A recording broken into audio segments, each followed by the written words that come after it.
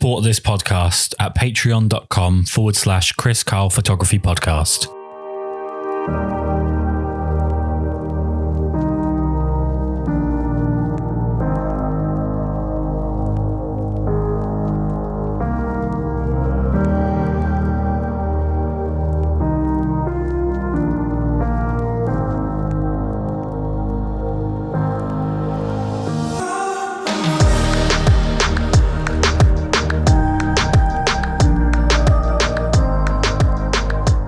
So I guess to start off with, the first thing I'd love to know is just how you got started with photography. What was it about photography that first drew you in and made you want to be a photographer? Oh, wow. Actually, I never thought about anything else that made my choices much more easier for me. I mean, I was born and raised in the former USSR. And in Russia, there was a culture of, little studies for children. And I got to this kind of study with some, amateur photography teacher at the age of maybe 12, 11. And it was like a miracle. I mean, it really made me feel happy, and I was into it totally. And since then, my choice was defined. I mean, I never ever thought about doing anything else, and basically didn't even consider going in other areas, exploring in other areas. So it started from this kind of magic in childhood that you start looking at the things more particularly, It's not only observing the objective information, but starting thinking about what you see, because eventually you have to give the result for a teacher. That's a kind of exercise that changed my life. I mean, as a child, because children are more sensitive to everything. Definitely. On your website, it says that you have a love to be involved in all stages of the creative process. So when you're building up an editorial, I guess, or a beauty image or anything like that, why do you like to be so involved in all stages of the creative process? Is it about having kind of a control over the end product, or is it just the enthusiasm? Both. It's both. Okay. It's basically both, because as a commercial photographer, the dynamics between you and the client, you and the advertising agency is very, very important. And you can be in a position that you are only functioning as a, half lightman, half photography technician. I don't like this position to be in. I believe that clients, they have to come to photographer as a professional that can give his own output. I mean, of course, the result is dependable on lots and lots of materials, but every block in the chain, if you know what I mean, is important. Yep. But somewhere there has to be one person, that makes the final decision. It really depends on how your dynamics goes with the people around you, what kind of work you are doing. But I find it really, really effective and more enjoyable for me to be from the beginning in this process, because then you are not finding yourself in a situation that you don't know what you do. Your work has some wonderful concepts and ideas like peppered throughout. Especially, I absolutely love your editorials. When it comes to putting together your ideas and your sources of inspiration, what is it that's inspiring you, and how do you put these ideas together? In the modern world, we are looking on lots and lots of images. We are seeing a lot of movies, whatever. It's all the visual materials that we see around, we absorb, we mix we mix and match it. Sometimes you are more relied on some specific scenes from the movies, maybe some specific images you have seen. I don't see anything bad about taking one idea from someone and pushing inside your perception of aesthetics and pushing more levels of another ideas inside, mixing it around and getting the new result. I mean, it's okay. If you are not like copy pasting the stuff, and that one I surely like is disgusting for my opinion. When people are coming and they are like everybody and every commercial photographer knows this situation. They are like, let's do it like that. Right. Like, okay, that's first of all, it's already done. Then it's kind of disrespect, not only towards me as a photographer, as a creative, but always towards yourself. Because if you're saying the stuff like that, it's probably you are not capable of anything else than copying, Yeah, and then your product, exactly. And for every product, it's like 1 million parallel products going on the market. So you have to stand alone at some way. I mean, not to be super unique, maybe, but at some way to be really a little bit with your own language. You've got to be inspired, but not steal. Yeah, I hate to be in a like super tough frame. I mean, there is need for the frame, of course, for the global general idea of the stuff, and then you start detailizing this idea to visual elements. But being stuck into like something really, really tough, it's hard for me. Sometimes you do it because you're working with the layouts from advertising agencies, and they have they have all kind of demands, and it's okay because they are making the commercial product. But even then, I'm trying like to suggest some stuff if it's appropriate that will change it a little bit to my taste. And then I feel more comfortable. If I don't feel comfortable on set or with the idea or with the visual part of the idea, I think none of the creative can do the best if he doesn't believe in the idea. You mentioned commercial work and working commercially. What are the pressures of working for a commercial job for brands, and when you have a creative director or you have a brief to work to? Oh, that's a lot of pressures. Sorry. I mean, that's a lot of limitations. We are talking about being a commercial photographer is about to please the client without harming yourself and to earn some money. This is the idea. I mean, you have different kind of pressures from the client that might believe he knows what he's doing. Okay. Yep. Not necessarily he's coming from the visual sphere. He might come from really different way, but he thinks that he knows better. Of course, you have all kind of people around you.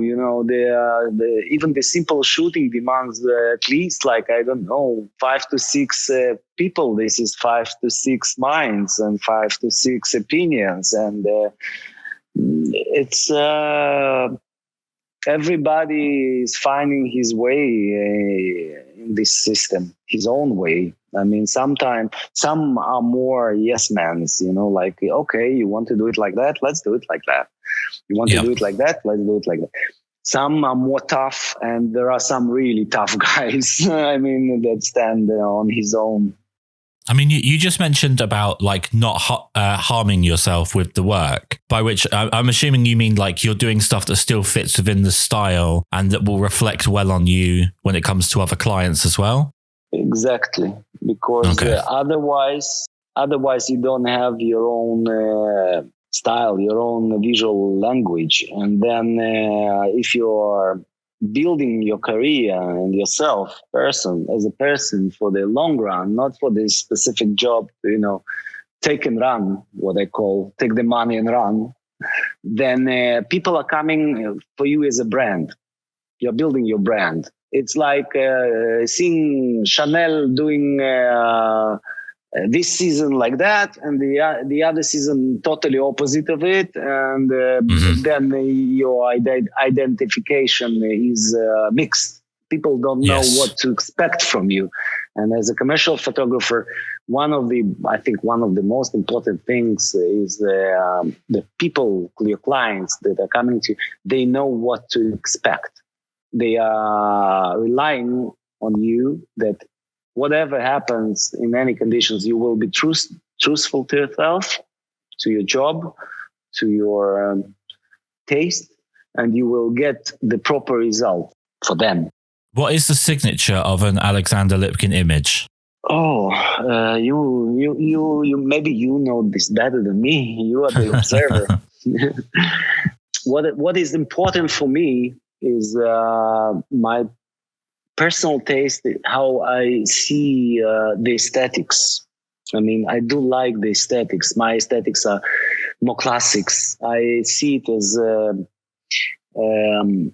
not rapidly aging, because there are some trends like in fashion photography, in beauty photography, and they change so much. And if you might be into the trend and being now on the peak of the wave, but eventually after like even a year, which is a short time, you can be down because this trend past. That's it. They're like, everybody forgot it. Okay, this is the last year trend. What are you doing now? So I rely more on my personal taste on more classic way of seeing things. I mean, you can see my image, and of course, it must be an image. The still photography, it's about one image. It's not a movie. It's not a scene. There is no timeline. There is no sequence of pictures almost. So this image must stop you, must somehow trouble you or please you, but you must stop more than 1 second. And nowadays, it's not that obvious. I mean, speaking generally, beauty tends to be quite slow, with a high attention to detail and a lot of emphasis on a strong retouch, whereas fashion is a lot of energy and expression and almost chaos. Which do you prefer between beauty and fashion? I do prefer shooting beauty. Even if I'm shooting fashion, my attitude as a beauty photographer. First of all, I want the person to come as gorgeous, as wonderful as I can. I mean, my process is starting with how I see the girl or the boy. I don't know. I want to compliment. I want them to be beautiful. I see it as an icon making. I mean, this is the idea. What are the qualities that make a great model for you? Personality, of course. Of course, personality. Sometimes you are falling in love. It's like a short roman, It's short. You are flirting with the person is okay. If you see the person when you're shooting, it's wonderful. If you don't see the person, sometimes it happens. I mean, sometimes you are not connected to the person you shoot. It also happens. Then you start to imagine.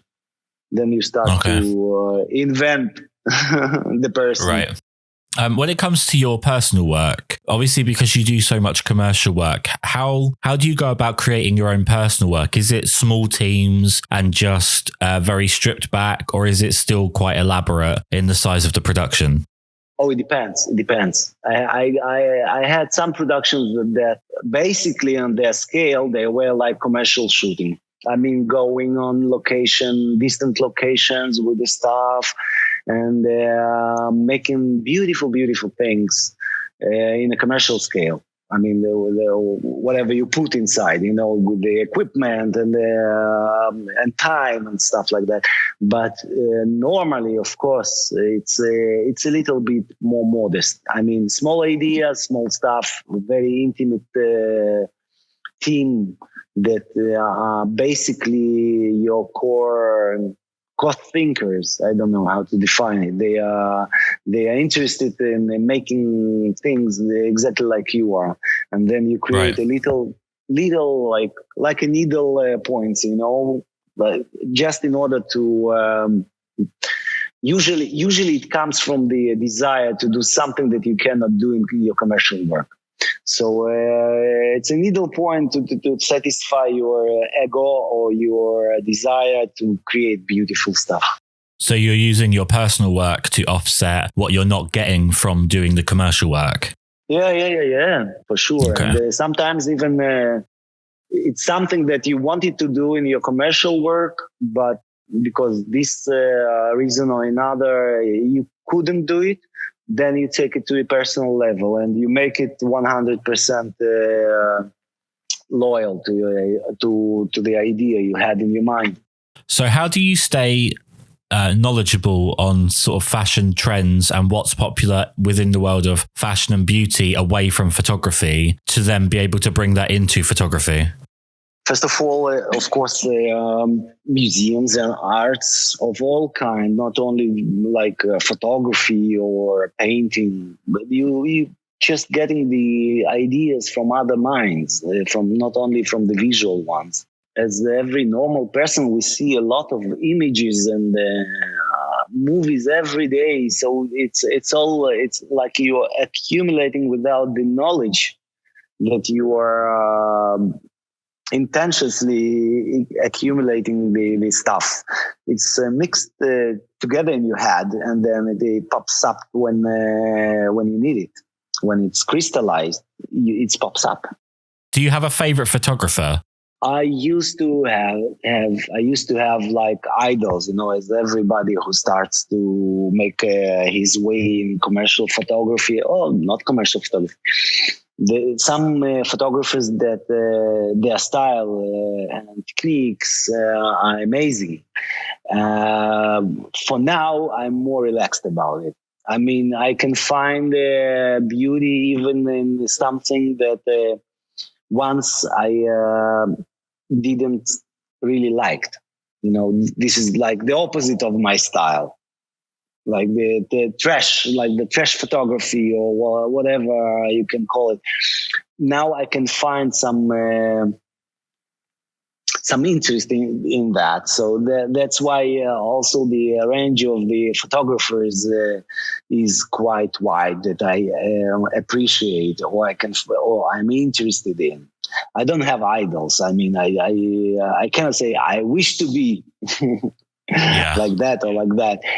But I definitely appreciate a lot of people. I think there are lots of talented people in our world. They make beautiful stuff, amateurs as professionals, and vice versa. Really, really talented people. So I'm always interested in looking into new stuff, new people, exploring their work. Sometimes, you can find out that their work is not perfect, but the essence of their work, the idea is beautiful. And because you are working in some commercial limitations, sometimes you think as a commercial photographer, which limitates you. I mean, you think in definitions, can I do it? Or I can't. And people not always think like that. They think more freely. And that's what I like to see in other people's work. I mean, just their fantasy flying away.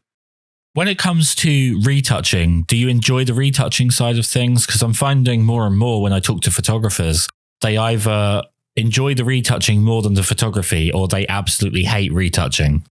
I used to do all the retouching by myself, really till recent times, really recently. Yep. I didn't. It's it's a love-hate stuff. I love the degree of perfection, or perfection to my taste. I mean, not that the image is like perfect, that you cannot say anything, but it's really suits my taste. But I hated the hours of this job. So recently, I more concentrate on photography. I give my references to a very tight, very specific team that I work with in retouching. And it's also a process to get to the point that I'm satisfied. And mostly I do some corrections. They are minor after all the process, but they are existing. And it's just love-hate, As far as it goes for yourself, you're obviously quite unique. You're originally from Russia, now based in Israel. How do you find Israel culturally when it comes to the artistic side of things? Is there a lot of access to museums, and is it quite a rich culture for you to draw inspiration from? It's a very, very vibrant culture. I mean, I came as a grown up. I came like when I was 15 years old. More or less grown up, with a kind of attitude and cultural luggage that I took from the USSR and from Russia. The integration was interesting. I mean, because it's totally different culture. It's very vibrant. It's very spicy.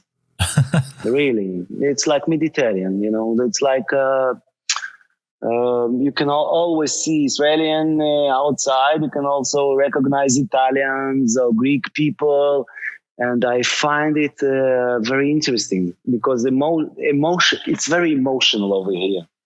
It's right. I can give you an example. I mean. Once I was looking for an agent for a presentation in UK, okay? And every agent I came by, he was a little bit shocked because even the manner of speaking, the manner of expression, and I now feel like Israeli, or mostly like Israeli, it's super different. It's super different. I mean, they didn't know how to react even. Because they expect for some kind. I wasn't rude, of course. They expect for some kind of flow and process, and you break this process intentionally or not intentionally. You break it. That's what happens to that's what happened to me over here. I mean, I see one thing, and then you are inspired by something else, somebody that makes the adaptation of this idea to the local conditions, to the local mentality, and the result is sometimes quite interesting. Sometimes it's horrible, but sometimes it's interesting. So I genuinely think, that what globalization made for us, it's this mixture is creating some new stuff. You just have to be very specific about what is good for you, how you can mix it so it suits you. How do you find the community in Israel in terms of modeling and photographers? Is it quite a broad subject? Are there a lot of people in Israel that are trying to model and trying to become photographers? Yeah. Everything over here is it's small. It's really small. It's tiny. But because the competition, I think because of the national character and the competition, there are lots of action over here. I mean, people are trying to stand out. Right. They are not afraid of trying different stuff, touching different things.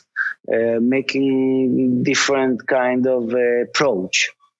They're quite creative because the always when the competition is high, then the results are quite surprising. And you've traveled all over Europe to work. Yeah. Where's your favorite place in Europe for photography? Italy. Italy. Italy is most definitely Italy, because I also Greece is lovely. I really like those two countries. Yeah, I like once again the mixture of classic and Mediterranean. This is Italy. It depends on the part you are in Italy. But they have this, Rome, ancient culture mixed with the Mediterranean culture. And also I like people. I like their character. I like they are open. They are quite kind. The food is great. The weather is good. And mostly those two places, Italy and Greece, are favorite. Last question before I let you go. I want to say thank you, obviously, for taking the time to do this. If you were to go back and talk to yourself when you were first starting out as a commercial photographer, with the hindsight and the perspective that you have now, what would you tell yourself, or what piece of advice would you give yourself to, maybe avoid or go in a different direction to end up in a better place than where you are now? Good question. Good question, because the photography nowadays is really different from the point I started to take photographs as a commercial photographer. Maybe in a parallel, I would go and learn some cinema. Okay. Maybe like that. Maybe this is the answer, because the moving images, they have a lot of power. I mean, the language is more rich. You have more instruments and more qualified personnel working around you. I think yes. totally in the movie industry, people are more intelligent, more serious, and more clever. Okay. I've never thought of it like that, but it's definitely more of a team thing as well. It's more about each person has a specialized part of the job. So you work together as opposed to just working on your own. I don't think it's only that. Okay. I think it's a lot of reasons. I mean, in order to create the result as a movie, okay, some kind, or even the short movie for commercial use, it's a lot of money that people put into, so they can hire more qualified people. There are lots of preparations, and to make the preparations, it demands more clever people. In fashion, you have the preparations, of course, in fashion beauty industry, but it's small. It's a small scale comparing to the movies. So the stuff you're working with is a more quality one. Thank you so much again for doing this. What I want to do is I want to make sure that everyone knows where they can find your work. So if you could just tell us your website and any social media that you want people to follow you on.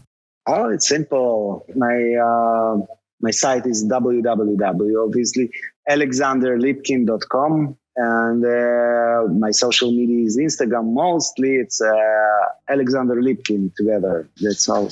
And thank you, Kris, for your time. Honestly, it's been so great to talk to you. I'm such a big fan, especially of your editorial work. Thank you so much. Thank you. It was a really pleasure talking to you.